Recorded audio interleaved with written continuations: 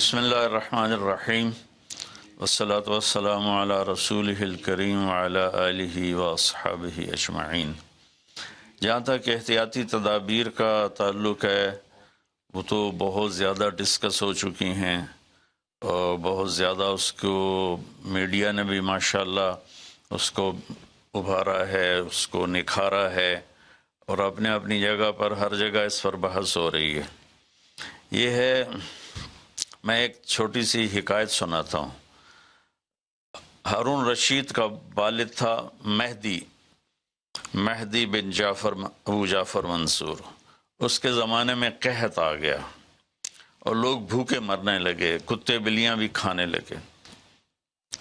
تو مہدی رات کو لیٹا ہوا تھا تو ایک خادم اسے دبا رہا تھا، تو اس نے اپنے خادم سے کہا کہ کوئی کہانی سناؤ، میں بہت دکھی ہوں رعایا کے لیے۔ اس نے کہا امیر المومنین، ایک لومڑی جا رہی تھی سفر پہ تو بیٹے کو لے گئی شیر کے پاس کہ تو بادشاہ ہے، اس کو اپنے پاس رکھ لے امانت۔ اس نے کہا ٹھیک۔ اس نے اس کو اپنے کندھوں پہ بٹھا لیا اور لیے پھرتا تھا۔ ایک دن عقاب کی نظر پڑی تو اس نے جھپٹا مارا اور اٹھا کے لے گیا۔ لومڑی واپس آئی، اس نے آ کر کہا بادشاہ سلامت، میرا بچہ کا وہ تو عقاب لے گیا، کہ میں تو آپ کے حوالے کر کے گئی تھی۔ تو شیر نے کہا میری بہن، اگر وہ زمین کی جنگل کی آفت ہوتی تو میں لڑ کے دکھاتا، وہ آسمان کی آفت تھی، اس سے کون لڑ سکتا ہے؟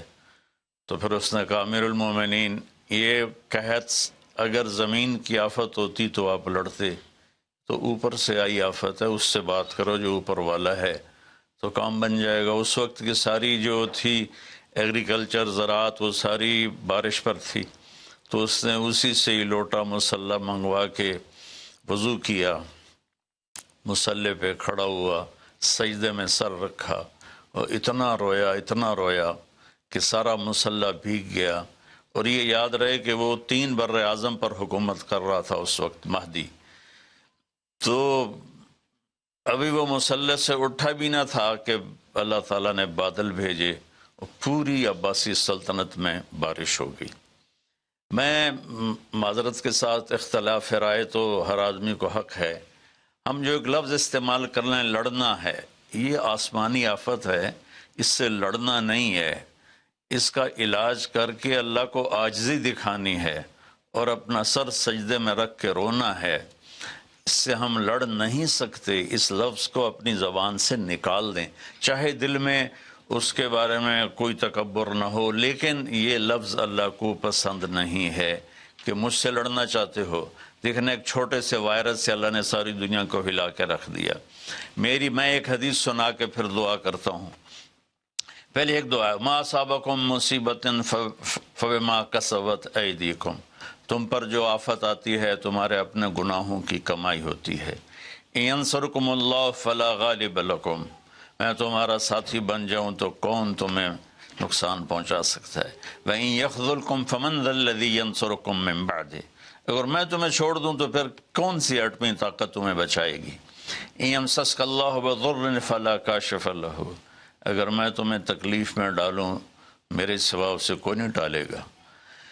اور إِن يَمْسَسْكَ بِخَيْرٍ فَلَا رَادَّ لِفَضْلِهِ، اگر میں ارادہ کر لوں کہ میں نے کسی کو نہیں ہونے دینا بیمار یا مصیبت میں، تو اس کے لیے کیا مشکل ہے؟ ایک امر ہی تو ہوتا ہے۔ 40 دن ابراہیم علیہ السلام آگ میں بیٹھے رہے، 40 دن یونس علیہ السلام مچھلی کے پیٹ میں رہے، وہ تو فعال لما یرید ہے۔ تو ہم یہ جو ظاہری اسباب اختیار کر رہے ہیں ان کو بھی پوری طرح اختیار کرنا ہے، ساری احتیاط کرنی ہے۔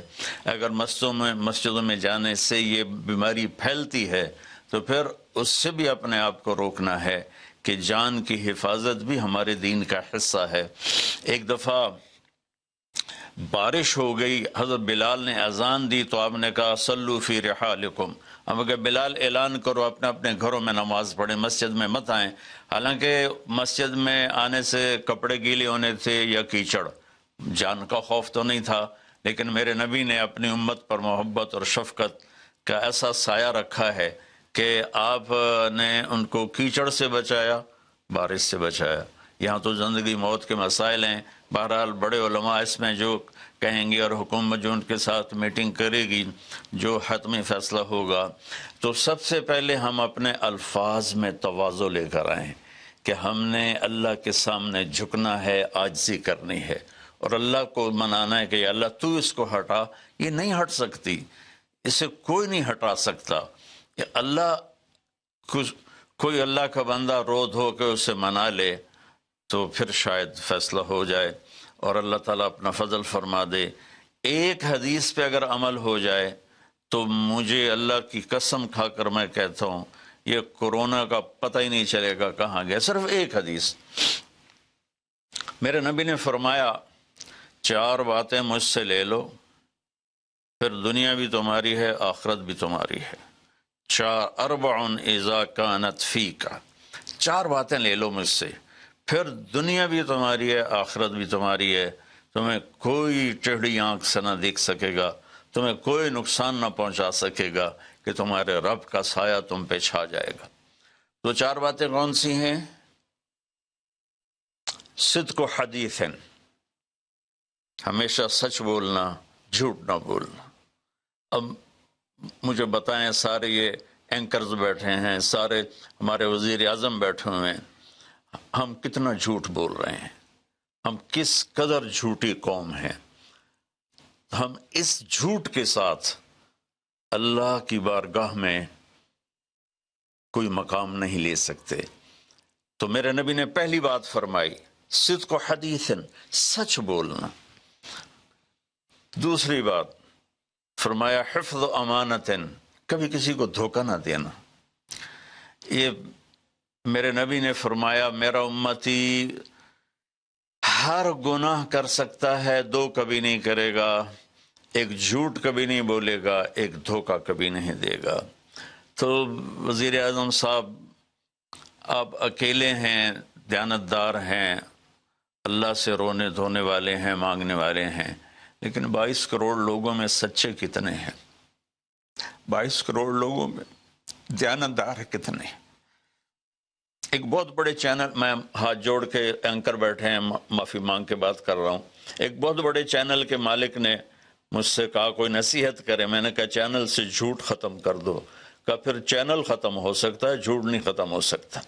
تو جہاں جس کو، یہ صرف پاکستان کی بات نہیں، پوری دنیا کا میڈیا جھوٹا ہے اور سب سے زیادہ جھوٹ بولا جاتا ہے، اور میرے رب کو، میرے نبی کو جھوٹ سے نفرت ہے۔ میرے نبی نے فرمایا پیاز کھا کے مسجد میں مت آؤ کہ فرشتوں کو تکلیف ہوتی ہے، بو ہوتی ہے، لیکن میرے نبی نے فرمایا جب کوئی مرد عورت جھوٹ بولتا ہے تو فرشتے اس کے منہ کی بدبو سے 3 میل دور بھاگ جاتے۔ تو جھوٹ اور خیانت کے ساتھ ہم کسی آفت کا مقابلہ نہیں کر